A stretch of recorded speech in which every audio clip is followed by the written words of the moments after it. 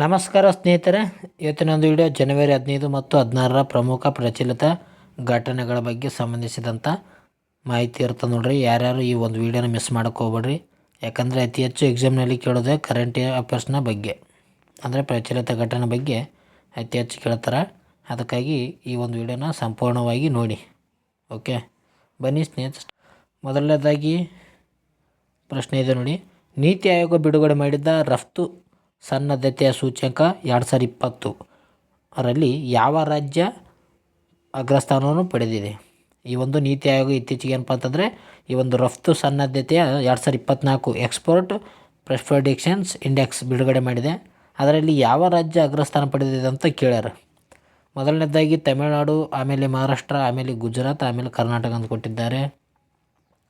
ಇದಕ್ಕೆ ಸರಿಯಾದ ಉತ್ತರ ನೋಡೋದಾದರೆ ಆಪ್ಷನ್ಸ್ ಬಿ ಮಹಾರಾಷ್ಟ್ರ ನೋಡಿ. ಮಹಾರಾಷ್ಟ್ರ ಈ ಒಂದು ರಫ್ತು ಸನ್ನದ್ಧತೆಯ ಸೂಚ್ಯಂಕ 2024ರಲ್ಲಿ ಒಂದು 2024ರ ಒಂದು ಇಂಡೆಕ್ಸ್ನಲ್ಲಿ ಮೊದಲ ಸ್ಥಾನ ಪಡೆದುಕೊಂಡಿದೆ ನೋಡಿ. ಯಾವುದು?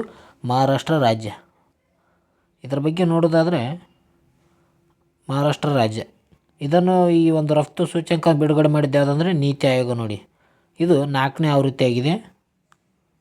ಇದರಲ್ಲಿ ದೊಡ್ಡ ರಾಜ್ಯಗಳ ಪೈಕಿ ಮಹಾರಾಷ್ಟ್ರ ಮೊದಲ ಸ್ಥಾನದಲ್ಲಿದೆ, 2ನೇದು ತಮಿಳುನಾಡಿದೆ, 3ನೇದು ಗುಜರಾತ್ ಇದೆ. ಅಂದರೆ ರಫ್ತು ಪ್ರಮಾಣ ಹೆಚ್ಚಿರುವಂಥ ರಾಜ್ಯ ಯಾವುದಂದರೆ ಮಹಾರಾಷ್ಟ್ರ ಮೊದಲಾದ ನೋಡ್ರಿ.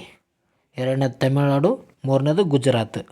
ನಮ್ಮ ಕರ್ನಾಟಕ ಎಷ್ಟಂದರೆ ಕರ್ನಾಟಕ 6ನೇ ಸ್ಥಾನವನ್ನು ಪಡೆದುಕೊಂಡಿದೆ. ಎಷ್ಟನೇ ಸ್ಥಾನ? 6ನೇ ಸ್ಥಾನ ಪಡೆದುಕೊಂಡಿದೆ ನೋಡಿ ರಫ್ತು ಮಾಡೋದ್ರಲ್ಲಿ.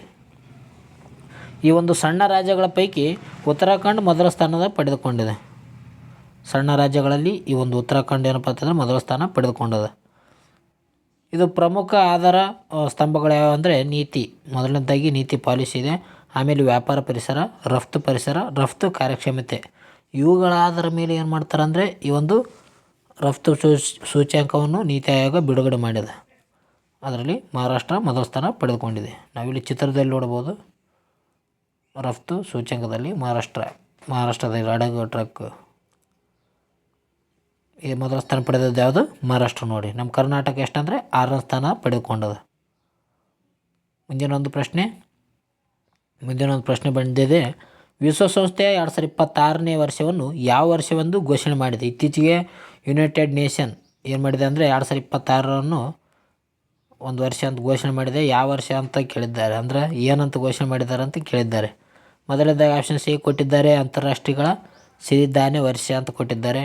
ಅದೇ ರೀತಿಯಾಗಿ ಬಿ ಕೊಟ್ಟಿದ್ದಾರೆ, ಅಂತಾರಾಷ್ಟ್ರೀಯ ಒಂಟೆಗಳ ವರ್ಷ ಅಂತ ಕೊಟ್ಟಿದ್ದಾರೆ. ಆಮೇಲೆ ಸಿ ಕೊಟ್ಟಿದ್ದಾರೆ, ಅಂತಾರಾಷ್ಟ್ರೀಯ ರೇಂಜ್ ಲ್ಯಾಂಡ್ಸ್ ಮತ್ತು ಪಶುಪಾಲಕರ ವರ್ಷ ಎಂದು ಕೊಟ್ಟಿದ್ದಾರೆ. ಆಪ್ಷನ್ಸ್ ಡಿ ಕೊಟ್ಟಿದ್ದಾರೆ, ಅಂತಾರಾಷ್ಟ್ರೀಯ ಮಹಿಳಾ ರೈತರ ವರ್ಷ ಅಂತ ಕೊಟ್ಟಿದ್ದಾರೆ. ಇದಕ್ಕೆ ನಾವು ಸರಿಯಾದ ಉತ್ತರ ನೋಡೋದಾದರೆ ಆಪ್ಷನ್ಸ್ ಸಿ ನೋಡಿ. ಅಂತಾರಾಷ್ಟ್ರೀಯ ರೇಂಜ್ ಲ್ಯಾಂಡ್ಸ್ ಮತ್ತು ಪಶುಪಾಲಕರ ವರ್ಷವೊಂದು 2026ರ ವರ್ಷವನ್ನು ಘೋಷಣೆ ಮಾಡಿದೆ. ಯಾವುದು? United Nations. ಇತ್ತೀಚೆಗೆ ಒಂದು ಸಾಮಾನ್ಯ ಸಭೆಯಲ್ಲಿ ಈ ಒಂದು ಘೋಷಣೆ ಮಾಡಲಾಗಿದೆ ನೋಡಿ. ಅಂತಾರಾಷ್ಟ್ರೀಯ ಸಿರಿಧಾನ್ಯ ವರ್ಷ 2023 ಇದೆ ನೋಡಿ. ನಮ್ಗೆ ಗೊತ್ತಿರೋವಾಗ ಅಂತಾರಾಷ್ಟ್ರೀಯ ಒಂದು ಸಿರಿಧಾನ್ಯ ವರ್ಷ 2023. ಇದರ ಬಗ್ಗೆ ನೋಡೋದಾದರೆ ಯಾವುದು? ಅಂತಾರಾಷ್ಟ್ರೀಯ ರೇಂಜ್ ಲ್ಯಾಂಡ್ಸ್ ಮತ್ತು ಪಶುಪಾಲಕರ ವರ್ಷ ಎಂದು 2026 ವರ್ಷವನ್ನು ಘೋಷಣೆ ಮಾಡಿದ್ದಾರೆ. 2026 ಇದು ವಿಶ್ವಸಂಸ್ಥೆಯ ಸಾಮಾನ್ಯ ಸಭೆಯ 76ನೇ ಅಧಿವೇಶನದಲ್ಲಿ ಈ ಒಂದು ಕ್ರಮವನ್ನು ಕೈಗೊಳ್ಳಲಾಗಿದೆ. ಇದನ್ನು ಪ್ರಸ್ತಾವನೆ ಮಾಡಿದಂಥ ದೇಶ ಯಾವುದಾಗಿದೆ ಅಂದರೆ ಮಂಗೋಲಿಯಾ ಆಗಿದೆ ನೋಡಿ. ಮೊದಲು ಏನಪ್ಪ ಅಂತಂದರೆ ಈ ಒಂದು ಮಂಗೋಲಿಯಾ ದೇಶ ಪ್ರಸ್ತಾಪನೆ ನೀಡ್ತದೆ. ಅಂದರೆ 2026ರ ಒಂದು ವರ್ಷವನ್ನು ನಾವು ಈ ಒಂದು ಅಂತಾರಾಷ್ಟ್ರೀಯ ರೇಂಜ್ ಲ್ಯಾಂಡ್ಸ್ ಮತ್ತು ಪಶುಪಾಲಕರ ವರ್ಷ ಎಂದು ಘೋಷಣೆ ಮಾಡಬಂತ ಪ್ರಸ್ತಾಪ ಮಾಡಿದ್ದ. ಆಮೇಲೆ 60 ರಾಷ್ಟ್ರಗಳು ಬೆಂಬಲವನ್ನು ಕೂಡ ನೀಡ್ತವೆ. ಇದನ್ನು ಅನುಷ್ಠಾನ ಮಾಡಿರೋದು ಯಾವುದೋ ಒಂದು ಸಂಸ್ಥೆ ಅಂದರೆ FAO, food and agriculture organisation ಅಂತ ಹೇಳ್ತೀವಿ. ಆಹಾರ ಮತ್ತು ಕೃಷಿ ಸಂಸ್ಥೆ ಇದನ್ನು ಅನುಷ್ಠಾನ ಮಾಡಿದೆ. ಇದರ ಉದ್ದೇಶ ಏನಾಗಿದೆ ಅಂದರೆ ಪಶುಪಾಲಕರು ಮತ್ತು ಹುಲ್ಲುಗಾವಲುಗಳ ಸಂರಕ್ಷಣೆ ಇದರ ಪ್ರಮುಖ ಉದ್ದೇಶವಾಗಿದೆ. ಅದೇ ರೀತಿಯಾಗಿ 2025 ವರ್ಷವನ್ನು ಅಂತಾರಾಷ್ಟ್ರೀಯ ಕ್ವಾಂಟಮ್ ವಿಜ್ಞಾನ ವರ್ಷ ಎಂದು ಕೂಡ ಘೋಷಿಸಲಾಗಿದೆ ನೋಡಿ. ಇದು ಕೂಡ ಭಾಳ ಇಂಪಾರ್ಟೆಂಟ್ ಆಗುತ್ತಾ ಎಕ್ಸಾಮ್ನಲ್ಲಿ, ಎಕ್ಸಾಮಲ್ಲಿ ಕೇಳ್ಯಾರ. ಅಂದರೆ ವರ್ಷ ಅದು ಯಾವ ವರ್ಷಕ್ಕೆ ಏನಂತ ಕೇಳ್ತಾರೆ ಅಂತ ಕೇಳ್ಯಾರ. 2025ರನ್ನು ಅಂತಾರಾಷ್ಟ್ರೀಯ ಕ್ವಾಂಟಮ್ ವಿಜ್ಞಾನ ಎಂದು ವರ್ಷವೆಂದು ಘೋಷಣೆ ಮಾಡಿದ್ದಾರೆ ನೋಡಿರಿ. ಅದೇ ರೀತಿಯಾಗಿ 2026ರ ಒಂದು ಯಾವ ವರ್ಷ ಅಂದರೆ ಅಂತಾರಾಷ್ಟ್ರೀಯ ರೇಂಜ್ ಲ್ಯಾಂಡ್ಸ್ ಮತ್ತು ಪಶುಪಾಲಕರ ವರ್ಷ ಎಂದು ಘೋಷಣೆ ಮಾಡಿದ್ದಾರೆ. ಅದೇ ರೀತಿಯಾಗಿ 2023 ಅಂತಾರಾಷ್ಟ್ರೀಯ ಸಿರಿಧಾನ್ಯ ವರ್ಷ ಎಂದು ಘೋಷಣೆ ಮಾಡಿದ್ದಾರೆ. ಅಂದರೆ ಯಾವ್ಯಾವ ವರ್ಷಕ್ಕೆ ಏನೇನು ಘೋಷಣೆ ಮಾಡಿದ್ದಾರೆ ಅಂತ ನೀವು ಒಂದು ನೋಟ್ಸಲ್ಲಿ ಬರ್ಕೊಂಬಿಡಿ. ಓಕೆ, 26 ಮತ್ತು 25 ಇದ್ರ ಕೂಡ ಬರ್ಕೊಳ್ಳಿ. ಅದೇ ರೀತಿಯಾಗಿ ಇತ್ತೀಚೆಗೆ ರಾಷ್ಟ್ರೀಯ ತನಿಖಾ ಸಂಸ್ಥೆಯ ಮಹಾನಿರ್ದೇಶಕರಾಗಿ ಅಂದರೆ DG ಆಗಿ ಯಾರು ನೇಮಕಗೊಂಡಿದ್ದಾರೆ? ದಿನಕರ್ ಗುಪ್ತಾ, ಪ್ರವೀಣ್ ಕುಮಾರ್, ಶತ್ರುಜಿತ್ ಸಿಂಗ್ ಕಪೂರ್, ರಾಕೇಶ್ ಅಗರ್ವಾಲ್.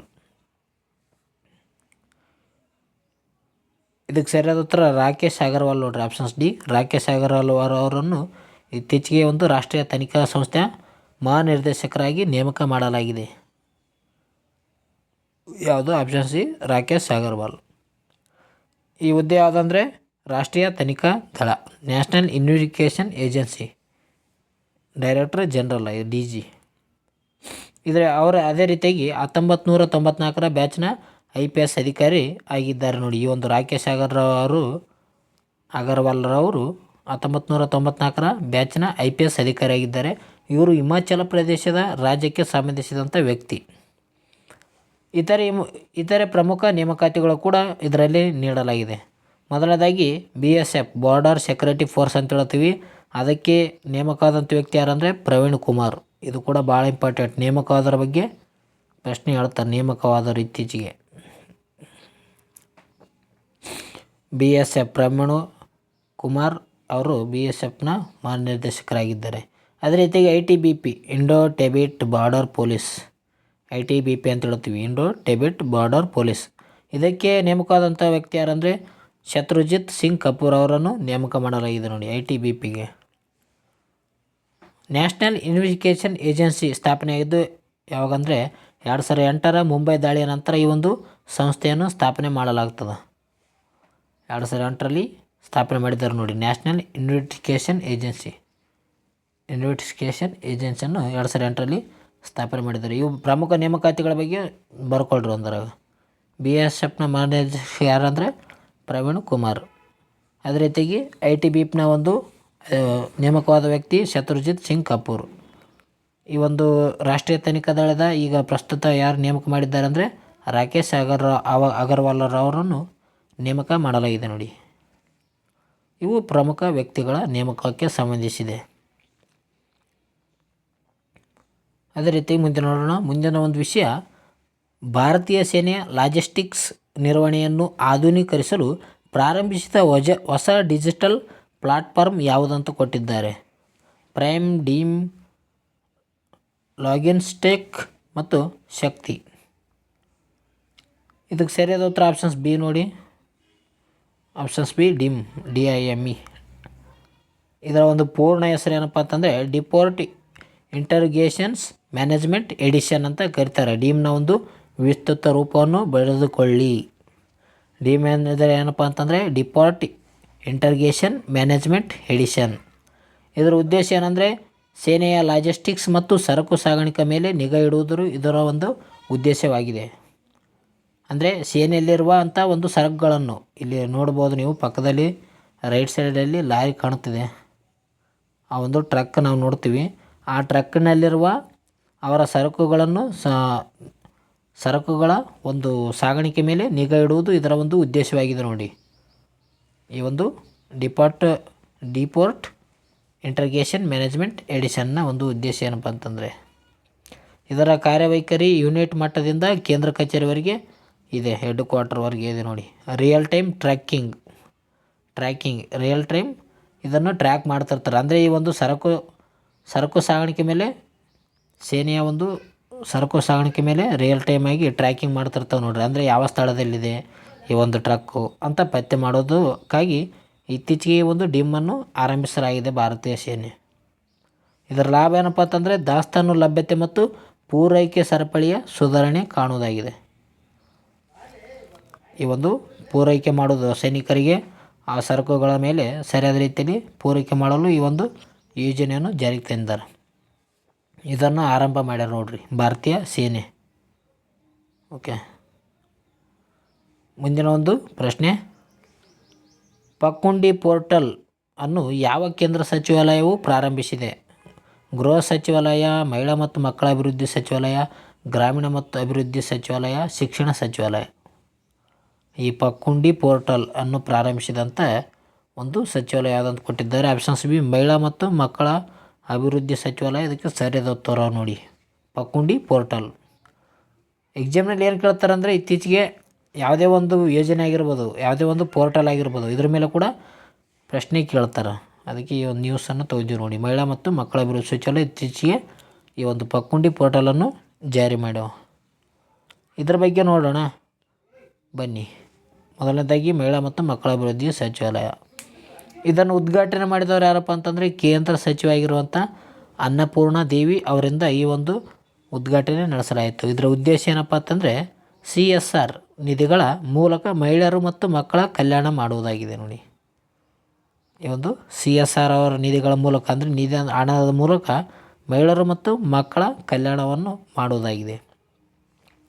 ಇದರ ಕ್ಷೇತ್ರಗಳು ಯಾವಂದರೆ ಪೋಷಣೆ, ನ್ಯೂಟ್ರಿಷನ್ ಅಂತ ಹೇಳ್ತೀವಿ. ನ್ಯೂಟ್ರಿಷನ್ ಮತ್ತು ಆರೋಗ್ಯ ಸಂರಕ್ಷಣೆ ಮತ್ತು ಸಬಲೀಕರಣ, ಮಕ್ಕಳ ಮತ್ತು ಮಹಿಳೆಯರ ಒಂದು ಸಬಲೀಕರಣ ಮಾಡೋದಾಗಿದೆ. ಇದರ ವೈಶಿಷ್ಟ್ಯತೆ ಸ್ವಯಂ ಪ್ರೇರಿತ ಮತ್ತು ಸಾಂಸ್ಥಿಕ ಕೊಡುಗೆಗಳನ್ನು ಒಂದೇ ವೇದಿಕೆಯಲ್ಲಿ ತರುವುದು ಇದರ ಒಂದು ವೈಶಿಷ್ಟ್ಯತೆಯನ್ನು ಹೊಂದಿದೆ ನೋಡಿ. ಮುಂದಿನ ಒಂದು ಟಾಪಿಕ್ ನೋಡಿ. ಇತ್ತೀಚೆಗೆ ಅನಾವರಣಗೊಂಡ ಹೊಸ ಆಧಾರ್ ಮಾಸ್ಕಟ್ನ ಹೆಸರೇನು? ಈ ಒಂದು ಆಧಾರ್ನ ಮಾಸ್ಕಟ್ ಹೆಸರೇನು ಅಂತ ಕೇಳಿದ್ದಾರೆ ನೋಡಿ. ಆಧಾರ ಮಿತ್ರ, ಭುವನ್, ಉದಯ್, ಭಾರತ್. ಸರಿಯಾದ ಉತ್ತರ ಉದಯ್ ನೋಡ್ರಿ. Option C Uday. ಇತ್ತೀಚೆಗೆ ಈ ಒಂದು ಆಧಾರ್ನ ಹೊಸ ಮಸ್ಕಟನ್ನು ಹೆಸರನ್ನು ಇಟ್ಟಿದ್ದಾರೆ. ಏನಂತ? ಉದಯ್ ಅಂತ ಇಟ್ಟಿದ್ದಾರೆ ನೋಡ್ರಿ. ಇದರ ಬಗ್ಗೆ ನೋಡೋಣ ಬನ್ನಿ. UIDAI ಅಧ್ಯಕ್ಷ ನೀಲಕಂಠ ಮಿಶ್ರಾ ಅವರಿಂದ ಈ ಒಂದು ಉದಯ್ ಎಂಬ ಒಂದು ಹೆಸರನ್ನು ಅನಾವರಣ ಮಾಡಲಾಯಿತು. ಇದರ ವಿನ್ಯಾಸಕಾರರು ಯಾರಪ್ಪ ಅಂತಂದರೆ ಅರುಣ್ ಗೋಕುಲ್ರವರು ಇದ್ದಾರೆ. ಇವರು ಕೇರಳ ರಾಜ್ಯದವರಾಗಿದ್ದಾರೆ. ಉದಯ್ ಎಂಬುದೇನಪ್ಪ ಅಂತಂದರೆ ಬೆಳವಣಿಗೆ ಮತ್ತು ಪ್ರಗತಿ ಮತ್ತು ಸಬಲೀಕರಣವನ್ನು ಸೂಚಿಸುತ್ತದೆ. ಈ ಒಂದು ಆಧಾರ್ ಕಾರ್ಡ್ನಲ್ಲಿ ಉದಯ್ ಅಂತ ಬರೆದಿದ್ದಾರೆ. ಆಧಾರ್ ಕಾರ್ಡ್ನ ಒಂದು ಮಾಸ್ಕಟ್ ಯಾವುದಂತ ಬರೆದು ಕೊಟ್ಟಿದ್ದಾರೆ, ಉದಯ್ ನೋಡಿ. ಇದರ ಉದಯ್ ಎಂಬುದೇನೆಂದರೆ ಬೆಳವಣಿಗೆ ಮತ್ತು ಪ್ರಗತಿ ಸಬಲೀಕರಣವನ್ನು ಸೂಚನೆ ನೀಡುತ್ತದೆ. ಇದರ ಮಹತ್ವ ಆಧಾರ್ ಸೇವೆಗಳನ್ನು ಜನಸ್ನೇಹಿಯಾಗಿಸಲು ಈ ಒಂದು ಮಸ್ಕಟನ್ನು ಬಳಸಲಾಗುತ್ತಿದೆ. ಆಧಾರ್ ಕಾರ್ಡ್ಗೆ ಏನಂತ ಮಸ್ಕಟ್ ಹೆಸರು ಏನಂದರೆ ಉದಯ್ ನೋಡಿ. ಎಕ್ಸಾಮ್ನಲ್ಲಿ ಎಷ್ಟು ನೆನಪಿದ್ರೆ ಸಾಕು. ಇತರೆ ಪ್ರಮುಖ ಸುದ್ದಿಗಳು ಕೂಡ ಇದ್ದಾವೆ ನೋಡಿ. ಇತರೆ ಪ್ರಮುಖ ಸುದ್ದಿಗಳು ಮೊದಲನೇದಾಗಿ ಆಕಾಶ್ ಏರ್ ಏನಿದೆ ಅಂದರೆ ಅಂತಾರಾಷ್ಟ್ರೀಯ ವಾಯು ಸಾರಿಗೆ ಸಂಘದ ಸದಸ್ಯತ್ವ ಪಡೆದ ಭಾರತದ 5ನೇ ವಿಮಾನಯಾನ ಸಂಸ್ಥೆಯಾಗಿದೆ. ಯಾವುದು? ಆಕಾಶ್ ಏರ್. ಅದೇ ರೀತಿಯಾಗಿ ಡೀಪ್ ಟೆಕ್ ನೀತಿ. ಇತ್ತೀಚೆಗೆ ತಮಿಳುನಾಡು ರಾಜ್ಯವು ದೇಶದಲ್ಲೇ ಮೊದಲ ಬಾರಿಗೆ ಡೀಪ್ ಟೆಕ್ ಸ್ಟಾರ್ಟಪ್ ನೀತಿಯನ್ನು ಜಾರಿಗೆ ತಂದಿದೆ. ಇದು ಕೂಡ ಇಂಪಾರ್ಟೆಂಟ್ ಆಯ್ತು ನೋಡ್ರಿ. ಅಂದರೆ ಈ ಒಂದು ಡೀಪ್ ಟೆಕ್ ನೀತಿಯನ್ನು ಜಾರಿಗೆ ತಂದಂಥ ಒಂದು ರಾಜ್ಯ ಯಾವುದಂದರೆ ಅದು ತಮಿಳುನಾಡು. ಇದು ದೇಶದಲ್ಲೇ ಮೊದಲ ಬಾರಿಗೆ ಡೀಪ್ ಟೆಕ್ ಸ್ಟಾರ್ಟಪ್ ನೀತಿ ಆಗಿದೆ ನೋಡಿ. ಅದೇ ರೀತಿಯಾಗಿ ಮಿಯಾವಾಕಿ ವಿಧಾನ ಏನಪ್ಪ ಅಂತಂದರೆ ಈ ಒಂದು ನಗರ ಪ್ರದೇಶಗಳಲ್ಲಿ ಸಣ್ಣ ಪ್ರಮಾಣದಲ್ಲಿ ದಟ್ಟವಾದ ಅರಣ್ಯಗಳನ್ನು ಬೆಳೆಸುವ ಒಂದು ಜಪಾನಿನ ವಿಧಾನವನ್ನು ನಾವು ಮಿಯಾವಾಕಿ ವಿಧಾನ ಎಂದು ಕರಿತೀವಿ. ನೋಡ್ಬೋದು ಇಲ್ಲಿ ನಾವು ಚಿತ್ರದಲ್ಲಿ ಕೊಟ್ಟಿವಲ್ಲ. ಅಂದರೆ ಈ ರೀತಿಯ ಒಂದು ಚಿಕ್ಕ ಗಿಡ ಇರುತ್ತೆ, ಆದರೆ ಅದು ದಟ್ಟವಾಗಿ ಬೆಳೆದಿರ್ತದೆ. ಅದಕ್ಕೆ ಮಿಯಾವಾಕಿ ಅಂತಾರೆ. ಜಪಾನಿನ ಒಂದು ವಿಧಾನವಾಗಿದೆ ನೋಡಿ ಇದು ಮಿಯಾವಾಕಿ ವಿಧಾನ. ಅದೇ ರೀತಿಯಾಗಿ ಕರ್ನಾಟಕ ಬ್ಯಾಂಕ್ ಅತ್ಯುತ್ತಮ ಫಿನ್ಟೆಕ್ ಮತ್ತು DPI ಅಡಾಪ್ಷನ್ ಪ್ರಶಸ್ತಿಯನ್ನು ಪಡೆದುಕೊಂಡಿದೆ. ಯಾವುದು? ಕರ್ನಾಟಕ ಬ್ಯಾಂಕ್ ಏನಪ್ಪ ಅಂತಂದರೆ ಅತ್ಯುತ್ತಮ ಫಿನ್ಟೆಕ್ ಮತ್ತು DPI ಅಡಾಪ್ಷನ್ ಪ್ರಶಸ್ತಿಯನ್ನು ಪಡೆದುಕೊಂಡ ಬ್ಯಾಂಕ್ ಯಾವುದಂದರೆ ಅದು ಕರ್ನಾಟಕ ಬ್ಯಾಂಕ್ ಆಗಿದೆ ನೋಡಿ. ಇವು ಏನಪ್ಪ ಅಂತಂದರೆ ಪ್ರಮುಖ ಪ್ರಚಲಿತ ಘಟನೆಗೆ ಸಂಬಂಧಿಸಿದಂಥ ಮಾಹಿತಿ ಆಗಿದ್ದು ನೋಡಿ. ಈ ಒಂದು ವಿಡಿಯೋ ನಿಮ್ಗೆ ಇಷ್ಟ ಆಗಿತ್ತಂದರೆ ಸೂಪರ್ ಅಂತ ಕಮೆಂಟ್ ಮಾಡಿ. ಯಾಕಂದರೆ ಹೆಚ್ಚಿನ ವಿಡಿಯೋ ತರೋಣ ಮುಂದಿನ ಒಂದು ವಿಡಿಯೋಗಳಲ್ಲಿ. ಓಕೆ, ಇದು ವಿಡಿಯೋ ಇಷ್ಟ ಆಯ್ತು ಅಂದರೆ ಲೈಕ್ ಮಾಡಿ, ಶೇರ್ ಮಾಡಿ, ಸಬ್ಸ್ಕ್ರೈಬ್ ಮಾಡಿ friends. Okay friends, take care, ಬಾಯ್.